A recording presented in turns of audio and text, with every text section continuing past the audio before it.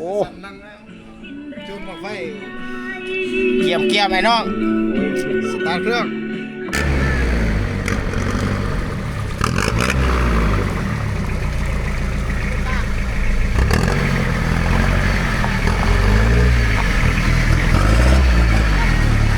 ออกไปหน้าล่ะ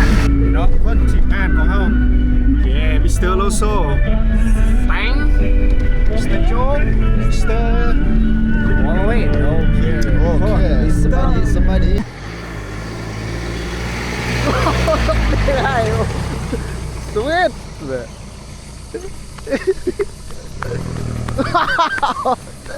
โอ้ยข้างๆไม่ได้เสียงนะเป็นที่บ้านเสียงลังจะรอดทำโลกปิดจะตกกันยังเมื่อคืนเนี่ยนี่เนาะมันจะต่างเลยไอ้ลุยเขาว่ารับเนาะตอนนี้เขาจะพาทุกคนไปเบิ่งวิธีการเดินทางของเขาเนาะมื้อนี้เขาจะใส่ในการย่างเนาะประมาณ5-6 ลักเนาะทุกคนตอนนี้เขาก็ฮอดเมืองสนามไส้เนาะเขาจะจอดรถอยู่ที่วังแขแล้วเขาจะเดินทางต่อโดยการย่างเนาะทุกคนโอเคเดี๋ยวเขาจะถ่ายย่างของเขาที่เขาก็นี่พี่น้อง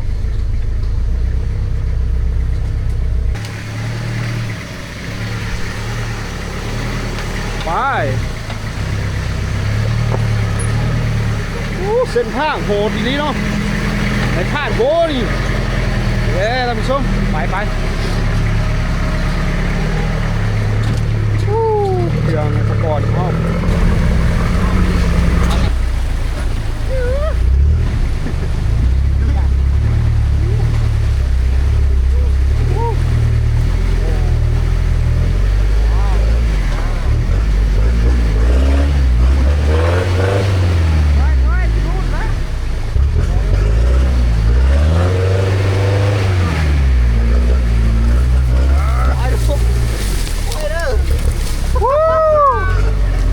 เอาเรื่องพี่น้องเอาเรื่อง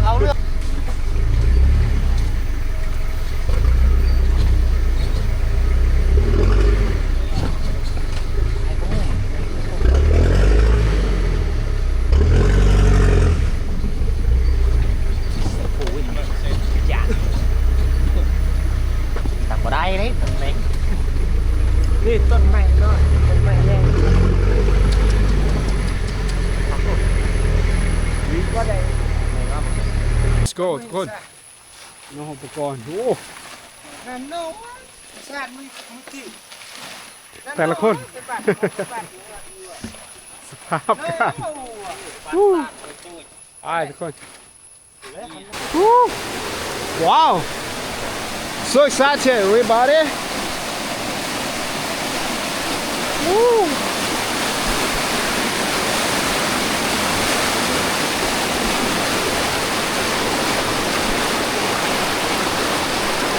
ว้าว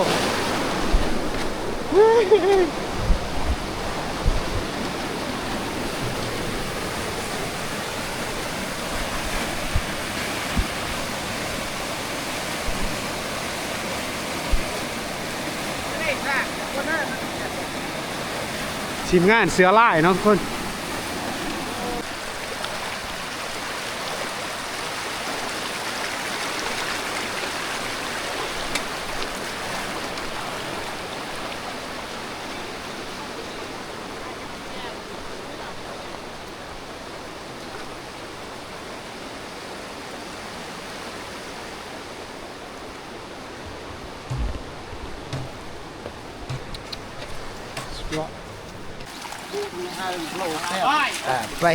ไป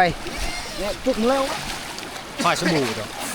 ในการเดินป่าของเขาจะเป็นบอลที่เขาได้อาบน้ำครั้งสุดท้ายเนาะเพราะว่าเขาจะใส่เวลาประมาณอยู่3-4 วันอยู่ป่าเขาจะบ่ได้อาบน้ำเพราะว่าบ่มีน้ำเนาะโอเคมันก็ท้าทาย เขาก็เลยได้อาบน้ำอยู่นี่ก่อนที่เขาจะออกเดินทางเข้าป่าลึกโอเคทุกคนครับติดตามได้เลย โอเคทุกคนสบายดีเนาะทุกคนตอนนี้เฮากะใช้เวลาในการ เดินทางเขาไปในป่าเนาะซึ่งป่าที่เขาจะเขานั่นก็คือเอิ้นว่าป่าทงมะเมยเนาะทุกคนข้อยก็เป็นเทื่อแรกในการเดินทางเขาไปในป่าเนาะอันนี้ก็ถือว่าเป็นประสบการณ์ในการที่เอิ้นว่าแบบตื่นเต้นแรงเนาะทุกคนสำหรับส่วนตัวแล้วในการเดินทางเขาไปในป่าลึกเฮาก็บ่เคยเดินทางไปจักเทื่อเนาะเทื่อนี้ก็ถือว่าเป็นเทื่อแรกอันนี้เฮาก็ใช้เวลาในการเดินทางก็ได้เก็บประสบการณ์ไปนำเนาะตามถ่ายรูปถ่ายวิดีโอตามทางให้ทุกคนได้เห็นนำกันสำหรับการเดินทางในครั้งนี้ก็บ่มีหยังยากเนาะแต่ว่ามันระยะทางมันไกลเนาะทุกคนมันก็เป็นอุปสรรคหน่อยหนึ่งสำหรับผู้ที่เอิ้นว่าบ่เคยเดินทางไกลเนาะสำหรับถ้าว่าเราถือเครื่องหลายมันก็จะเฮ็ดให้เรายากในการเดินทางเพราะว่าทางมันไกลเนาะทุกคนอันนี้ก็คือสภาพป่าเนาะในการที่เราได้ไปอยู่สัมผัสในป่าทงมะเมยเนาะมันก็จะเป็นแบบป่าโคกเนาะทุกคนส่วนหลายก็จะเป็นแบบต้นไม้ผสมหินโอ้สุดยอดเนาะเราก็แบกเป้ประมาณอยู่5โลเนาะทุกคนหรือว่าทั้งเครื่องใช้ต่างๆก็จะประมาณอยู่ตกอยู่7โลเนาะทุกคนในเป้ของเรามื้อนี้เราก็เดินทางต่อไปเนาะหลังจากที่เราได้อาบน้ำตักน้ำไปเนาะซึ่งสิ่งสำคัญที่เราได้ถือก็คือน้ำกินเนาะทุกคนเพราะว่าอยู่ทงมะเมยจะบ่มีน้ำเนาะซึ่งจะใกล้จะห้วยแห้งจะบ่มีแม่น้ำอยู่ในที่นั่นสำหรับนี่ก็คือพานโมเนาะเพิ่นก็ได้นำพามื้อนี้ก็ขอบใจทางทีมงานของเพิ่นในการที่ได้นำพาทีมของเราได้เข้าไปในป่าเนาะซึ่งเป็นประสบการณ์ที่สุดยอดเนาะทุกคน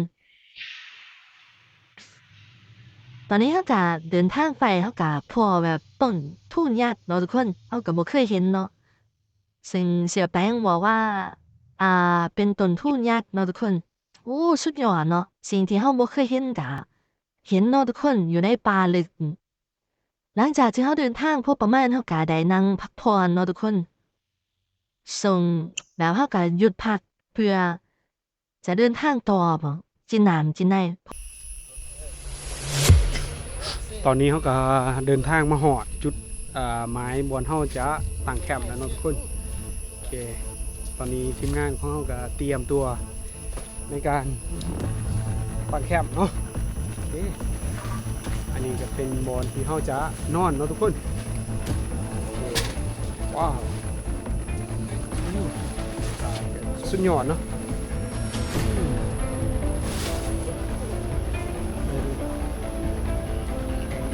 ตัวโบคือเสื้อผ้าเนาะสำนักป่าโอเคนี่เป็นว่าวางแผนก็คือการเฮ็ดแคมป์ก่อนเนาะบนนอนเพราะว่าเบิ่งตามสภาพอากาศก็คือฝนสิตกสิไปถามเนาะทีมงานมิสเตอร์โลโซ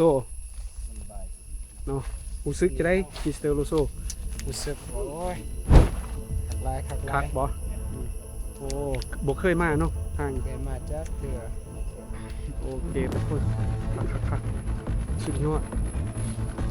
โอ้มันเชียวตั้งใจมิสเตอร์บริเวณพอดีมดเท่ากับตองในปางแคบก่อนเนาะเชียวจะได้เชียวสิได้ธรรมศาสตร์ครับเนาะซึ่งเกมนี้บ่มีน้ำเนาะ เที่ยมากนะ โ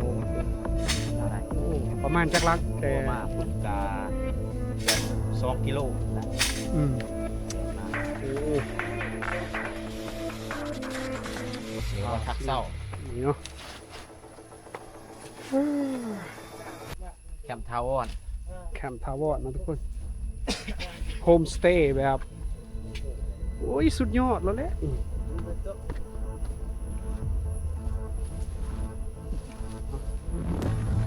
เสียแป้งเนาะโอเค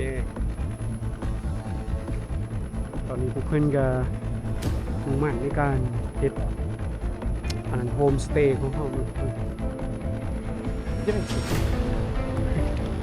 ขึ้นกกใหม่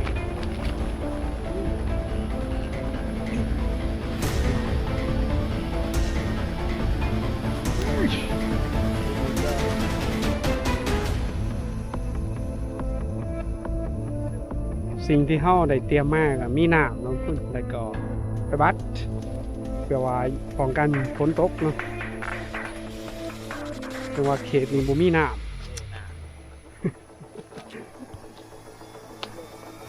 ตรง เขากำลังเห็ดแคมป์เนาะหัวหน้าเลยป่า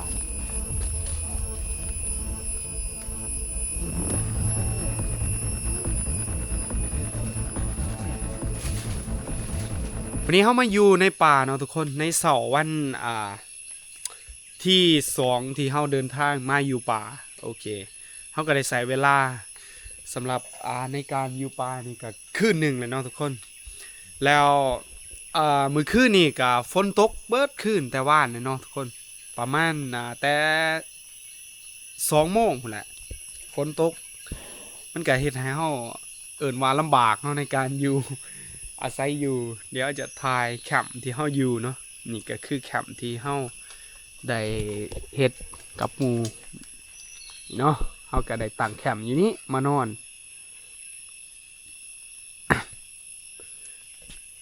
ในการนอนป่าครั้งนี้ก็ถือว่าสุดยอดเนาะทุกคน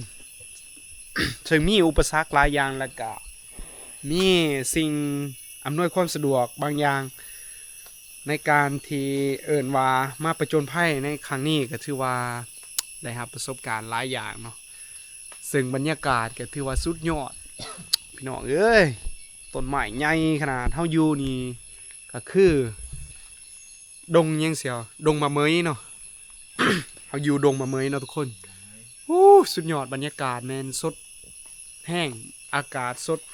ใสเดี๋ยวเฮาจะไปถ่ายกกใหม่ใหญ่ๆให้ทุกคนได้เห็นเนาะเดี๋ยวค่อยจะเก็บบรรยากาศแล้วก็ ระยะในการที่เฮาเดินทางเนาะอยู่ป่าให้ทุกคนได้เห็นนำกันแต่ละระยะ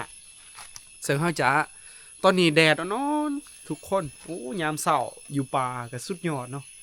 so fresh โอ้ว้าตอนนี้เฮาอยู่กกใหม่ใหญ่ที่สุดเนาะทุกคนเฮาก็บ่เคยมาอยู่เนาะกกใหม่ใหญ่แนวนี้นี่ทุกคนว้าวว้าวรู้สึกว่าแบบผ่อนคลายแห้งและก็ได้รับพลังบางอย่างเนาะจากธรรมศาสตร์ให้อยู่ป่าตื่นเช้ามาเฮาก็กินชาเย็นๆแล้วก็กินชาร้อนๆหน่อยนึง แล้วก็ ผิดพลาดทุกเพื่อนแล้วก็ฟังเสียงอยู่ในนี่ก็บ่มีเนาะเสียงหยังเสียงนกเสียงกระหอกเนาะทุกคนแล้วเฮาก็พร้อมกับได้รีแลกซ์และพักผ่อนรีเซ็ตตัวเองเนาะเกี่ยวกับว้าวการดำเนินชีวิตของเฮาเมื่อเฮามาอยู่ป่าเฮาก็รู้สึกว่ามันสามารถผ่อนคลายได้และก็ซอยหลายอย่างโอ้ประสบการณ์สุดยอดเนาะในการเดินป่าโอเคเดี๋ยวจะถ่ายสำหรับวิถีชีวิตในการดำเนินชีวิตอยู่ในป่าของเฮาเนาะในการเอาตัวรอดว่าเฮาจะดำเนินชีวิตแนวใดในการดำเนินชีวิตของเฮาภายใน2 คืนเนาะทุกคนเดี๋ยวเฮาจะถ่ายทุกคนได้เห็นนํกันและก็ท้าทายไปนํกันว่าเฮาจะเฮ็ดหยังแน่และก็จะ ดำรงชีวิตอยู่แนวใดเนาะนี่ก็คือเป้แล้วก็เต็นท์ของเฮาเนาะเฮาได้ตั้งอยู่นี่ตั้งแคมป์อยู่นี่ซึ่งมื้อคืนนี่ก็ฝนตกแห้งทุกคนโอ้ยเกือบนอนบ่ได้เนาะเฮาก็พยายามที่จะเอิ้นว่านอนแต่ก็นอนบ่ได้เนาะทุกคนนอนบ่หลับมันอันนั้นยากเนาะในการนอนของเฮา ตอนนี้ตะเว้นก็ขึ้นแห้งเนาะเบื้องนี้จะเป็นทิศตะเว้นออกนะทุกคนนี่ทิศตะเว้นตกทิศเหนือทิศใต้ว้าวเฮามายางป่าก็ถือว่าเป็นครั้งทำอิฐเนาะประสบการณ์ครั้งทำอิฐในการเดินป่าของเฮาก็รู้สึกตื่นเต้นและก็ดีใจแบบว่า เมื่อเขามาในป่าลึกๆแล้วเฮาบ่ฮู้ว่าสิเฮ็ดหยังเนาะเพราะว่าเฮาบ่คุ้นเคยกับสถานที่และเฮาบ่จักว่าสิไปไสต้องเฮ็ดหยังเพราะว่าอยู่ในนี่มันมีแต่ป่าแบบป่าลึกนะทุกคนมันมีแบบป่าแบบมีหินนำนี่ลักษณะของป่าก็จะเป็นแบบนี้เนาะนี่มันมีพักอยู่ในป่ามีพักมีหญ้า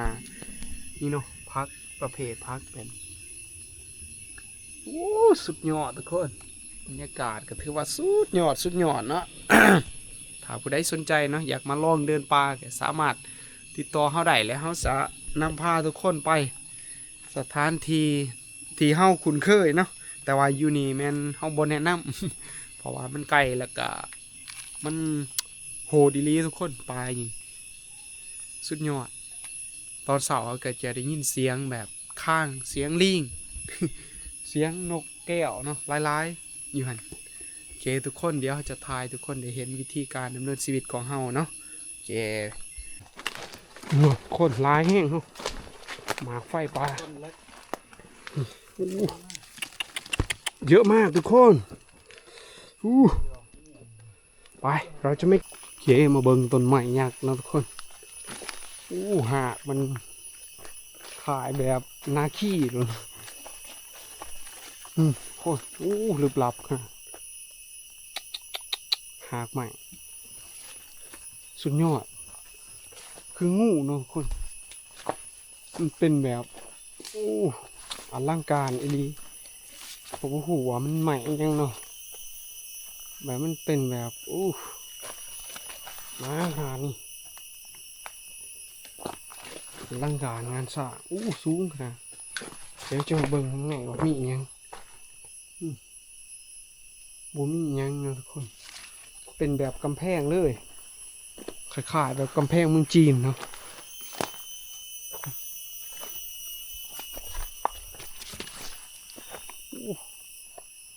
หางมันยาวขนาดนี่มาหอดพี่เลยหางมันโอเคสบายดีทุกคนตอนนี้ก็เป็นบรรยากาศในการเดินทางของเฮาเนาะในการที่เฮาได้เดินทางออกจากป่าเนาะในขณะที่เฮาได้นอนในป่าก็เป็นระยะเวลา3คืนเนาะทุกคนเฮาก็ได้นอนอยู่ในป่าทงมาเมยเนาะแหละตอนนี้เฮาก็ได้เดินทางออกมาในป่าในการเดินทางออกเมื่อเฮาก็ใช้เวลาประมาณอยู่ 2-3 ชั่วโมงเนาะทุกคนในการเดินทางเพื่อมาฮอดบ่อนที่เฮาจอดรถหลังจากนั้นเฮาก็ขึ้นรถไปสำหรับเส้นทางก็ถือว่าโหดเนาะทุกคนยากเติบเนาะในการเดินทางของเฮาแหละแต่สำหรับส่วนตัวแล้วก็รู้สึกว่าในมื้อนี้ในการที่เฮาเดินทางเมื่อนี่ก็รู้สึกว่าบรรยากาศนี่ดีแห้งทุกคนแล้วมีแดดตอนเช้าแล้วก็ฝนก็บ่มีเนาะตอนเช้าแต่มีแดดนอนแล้วก็เสียงธรรมชาติสุดยอดเลยทุกคนในการเดินทางครั้งนี้ถือว่าได้รับประสบการณ์หลายอย่างและได้เรียนรู้หลายอย่างในการดำเนินชีวิตในการที่เฮาได้ไปผจญภัยเนาะในการดำเนินชีวิตของเฮาอยู่ในป่าเฮาก็ได้เห็นวิธีการแก้ไขปัญหาเฉพาะหน้าเนาะหลายอย่างที่เฮาบ่เข้าใจเนาะโดยเฉพาะแม่นการขับขี่รถของเฮาบางบอนมันก็เป็นทางแคบบางบอนก็เป็นทางหินโค้งเนาะทุกคนเฮาต้องระมัดระวังในการเดินทางเนาะใช้เวลาพอสมควรเนาะทุกคนเพราะว่าเส้นทางมันยากเนาะปกติแล้วก็เจ้าก็ใส่รถตอกๆเนาะในการเข้าป่าแต่ว่ามื้อนี้เฮาก็ได้ใส่รถกระบะเนาะในการไปถือว่าสุดยอดเลยทีมงานของเฮาก็เมื่อยรู้สึกเมื่อยแล้วก็แบบคั่นค่ายเนาะในโตเพราะว่าเฮาบ่ได้อาบน้ำเนาะทุกคนในการอยู่ป่าของเฮาสำหรับการเดินทางครั้งนี้ก็เฮาก็ได้รับหลายอย่างนั้นรู้ใจและได้กำลังใจในการที่เฮาได้ไปใส่ชีวิตนำกันเนาะได้รู้เรื่องราวของหมู่เพื่อนหลายคนก็จะเล่าประสบการณ์ในการดำเนินชีวิตในการเฮ็ดหน้าที่การงานของแต่ละคนเนาะเพราะว่าเฮาได้ใส่เวลาอยู่ในป่าเฮาก็ได้โอล่มและได้เว้าเรื่องโซกันฟังเนาะเพราะว่ามันก็เป็นโมเมนต์นึงที่ดีเนาะสำหรับส่วนตัวก็เป็นความทรงจำที่ดีที่เฮาได้ไปผจญภัยนำกันแล้วก็ได้เรียนรู้ ชีวิตซึ่งกันและกันได้แลกเปลี่ยนประสบการณ์ได้เล่าประสบการณ์สู่กันฟังเพราะว่าเฮาก็ได้ใช้ชีวิตซิวๆอยู่ในป่าเนาะหากินก็บ่ได้เน้นปานใดเฮาก็หาซ้ำกินได้เนาะทุกคนเฮาก็เน้นในการที่จะไปพักผ่อนแล้วก็ใช้เวลากับธรรมชาติหลายกว่าสำหรับส่วนตัวแล้วก็รู้สึกว่าป่าที่เฮาไปนี่ก็เป็นป่าที่สุดยอดเนาะทุกคนเพราะว่ามันเป็นยังเอิ้นว่ายังคงความอุดมสมบูรณ์เนี่ยป่าใหม่ยังเอิ้นว่าตึบหนาและตอนนี้เฮาก็เดินทางมาฮอดข้อที่เฮากังวลที่สุดเนาะทุกคนเพราะว่าข้อยตัวนี้เฮาตอนเฮามาเฮาก็เกือบว่าจะบ่สามารถไปได้เพราะว่ามันข้อยแห้งทุกคนสั่นแห้งเฮาก็เลยต้องได้เอิ้นว่ามีความกังวลหลายในข้อยตัวนี้เพราะว่าเฮาคิดว่าถ้าเฮาขึ้นบ่ได้เฮาจะนอนอยู่นี่เนาะอีกคืนหนึงเพื่อจะเอารถอีกคันหนึงมาแก้รถตัวนี้ขึ้นเนาะเพราะว่ามันข้อยแห้งทุกคนแต่สุดท้ายเฮาก็ปืนขึ้นไปเนาะเฮาก็เห็นว่ารถมันก็บ่มีปัญหาหยังเนาะสามารถขึ้นได้โดยดีเนาะทุกคนทีมงานของเฮาก็สุดยอดดีใจหลายที่จะเอิ้นว่าได้เมื่อบ้านเนาะเพราะว่าเฮาก็ห่างจากโลกโซเชียลโลกอินเทอร์เน็ตหลายอย่างเฮาก็ได้ไปใส่เวลาอยู่ในป่าเนาะที่มีความสดชื่นและก็ให้เหมือนกับว่าเฮาได้ชาร์จแบตเนาะได้สร้างพลังงานเพื่อไปเตรียมพร้อมในการเฮ็ดหน้าที่การงานของเฮาต่อไปแล้วก็สำหรับเฮาก็ในการที่เฮ็ดเวียกในการที่มีอิสระในการเวลาเนาะที่เฮาสามารถเลือกนี่ว่าเฮาจะสามารถเฮ็ดสิ่งใดใดแน่ในขณะที่เฮาได้เฮ็ดอาชีพนั้นๆเนาะเฮาสามารถที่จะมีอิสระในเวลาโอเคขอบใจสำหรับทุกคนที่ติดตามเนาะรับชมคลิปของเฮาเจอกันใน EP ต่อไปทุกคน thank you keeps pulling at my chain. Oh, traveler, you carry the sun in your stride, leaving behind what I hold inside. If I don't ask your name today, I may never get the chance to walk beside your wandering dance.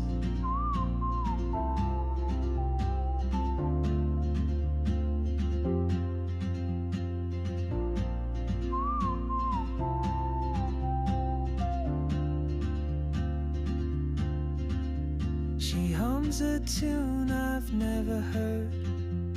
in languages I can't speak. She writes down cities on her wrist and dreams she'll never keep. I sip my